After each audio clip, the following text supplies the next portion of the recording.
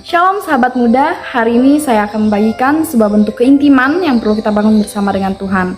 Alkitab mengatakan dalam Yohanes pasal 15 ayat 15, "Aku tidak menyebut kamu lagi hamba, sebab hamba tidak tahu apa yang diperbuat oleh tuannya. Tetapi aku menyebut kamu sahabat, karena aku telah memberitahukan kepada kamu segala sesuatu yang telah kudengar dari Bapakku." Kalau teman-teman kenal Bapak Yeripati Nasarani, ketika dia lagi butuh Yesus untuk disembuhin, untuk dihajar, dan untuk dibantu, dia rela meninggalkan dosa lamanya walaupun penuh dengan proses dan perjuangan yang tentunya tidak mudah. Tapi dia rela meninggalkan dosa lamanya demi mementingkan hubungannya bersama dengan Bapa. Yesus hidup dengan sangat luar biasa. Kenapa? Karena dia mau ngasih tahu sama kita, even God himself. Ketika dia memakai jubah manusia, dia sadar dia harus membangun hubungan keintiman bersama dengan Bapa. Apalagi kita sama Tuhan memiliki tubuh yang sama. Walaupun dia 100% Tuhan, tapi dia juga 100% manusia. Dan karena ke-100%an manusianya, dia sadar dia harus membangun hubungan keintiman bersama dengan Tuhan. Jadi ketika Yesus melakukan perkara besar, mujizat, dan hal-hal yang luar biasa, bukan sebagai Tuhan, tetapi sebagai manusia yang sungguh-sungguh bergantung kepada Bapanya.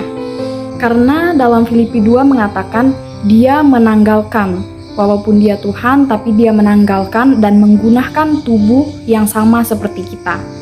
Jadi valid bagi kita untuk bisa hidup sama seperti Yesus. Kalau Yesus bisa melakukan perkara besar, kita juga bisa. Kalau Yesus bisa melakukan mujizat, kita juga bisa. Kalau dia menang dari dosa, kita juga bisa. Karena apa? Karena Yesus sekali lagi mau tunjukin ke kita kalau kita juga bisa mengalahkan dosa yang sama walaupun dikalahkan dulu oleh Tuhan Yesus, dan kuasa yang ada pada Tuhan Yesus bisa kita pakai untuk mengalahkan dosa itu. Apalagi untuk berdampak bagi dunia. Seperti mengasihi orang yang tidak mengasihi kita, mengampuni orang yang mengkhianati kita, dan mempercayakan orang yang sebenarnya nggak layak untuk dipercaya. Itu yang Yesus lakukan. Dia bahkan rela mati di atas kayu salib untuk orang yang bahkan meninggalkan dia. Karena apa? Karena Yesus punya gaya hidup yang luar biasa. Dia mau kita punya hatinya, dan dia kasih lihat caranya untuk kita. Dalam Yohanes pasal 15 ayat 15 dia bilang, "Aku tidak lagi menyebut kamu hamba." Orang yang percaya kepada Tuhan adalah hamba Tuhan. Tapi nggak semua hamba Tuhan adalah sahabat Tuhan. What this is the problem? Kenapa? Karena seorang hamba tidak tahu apa yang diperbuat oleh tuannya. Dia cuma dikasih perintah dan menjalankan perintah tersebut. Tapi dia nggak punya hati tuannya. Kenapa? Karena hamba tidak tahu apa yang diperbuat oleh tuannya. Dia cuma diberikan perintah, kemudian menjalankan perintah tersebut, tapi dia tidak punya isi hati tuannya. Tapi sahabat, dia bilang gini, "Aku telah memberitahukan kepada kamu segala sesuatu yang kudengar dari Bapa." Jadi, apa yang dia dengar dari Bapa, dia kasih tahu ke kita. Apa yang dia lihat dari Bapa, dia kasih lihat ke kita. Tapi, tentunya kita harus membangun hubungan kita bersama dengan Tuhan dulu untuk tahu dan punya isi hati Tuhan. Keren banget teman-teman. Saya percaya kita semua dipanggil untuk melakukan perkara dahsyat dan perkara hebat. Sederhana, apa sih perkara hebat dan apa sih perkara dahsyat? Perkara hebat dan perkara dahsyat yang dimaksudkan di sini adalah ketika kamu bisa mengampuni seseorang yang dulunya mengkhianati kamu, yang mungkin menyakiti kamu, tapi kamu bisa melakukan itu di luar kebiasaan kamu. Mungkin dulunya kamu nggak bisa mengampuni seseorang, kamu tidak bisa melupakan kesalahan seseorang, tapi pada akhirnya ketika kamu memulai keintiman kamu bersama dengan Tuhan, dan kamu mempelajari sifat yang Tuhan berikan kepada kita, yang Tuhan contohkan kepada kita, kamu jadi akhirnya mempraktekkan itu dalam kehidupan kamu, dan kamu melakukan perkara itu di luar dari kebiasaan kamu. Itu perkara hebatnya. Kita dipanggil untuk melakukan hal-hal yang hebat, tapi kita harus punya hatinya Tuhan dulu. Karena nggak mungkin kita melakukan perkara yang luar biasa, perkara yang hebat, hal-hal yang besar, tapi kita nggak punya hatinya Tuhan, kita nggak punya hubungan keintiman bersama dengan Tuhan. Karena kita ini manusia berdosa, kita lemah, dan kita tidak mampu berbuat apa-apa tanpa Tuhan. Nah, ada contoh di Kisah Para Rasul tentang Yohanes dan Petrus. Mereka adalah orang yang biasa, penakut, bahkan pengkhianat. Tapi lihat, mereka dipakai Tuhan secara luar biasa. Ini sedikit dari banyaknya murid Tuhan Yesus yang melakukan perkara-perkara dahsyat.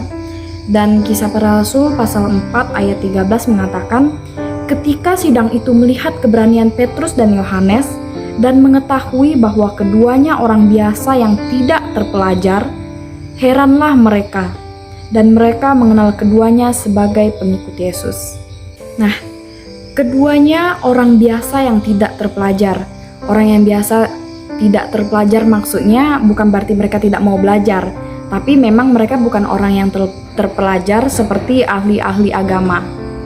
Tapi mereka adalah sahabat-sahabatnya Tuhan yang hidup dekat dengan Tuhan, sehingga mereka hidup penuh dengan kasih, penuh dengan kuasa, dan penuh dengan kebijaksanaan.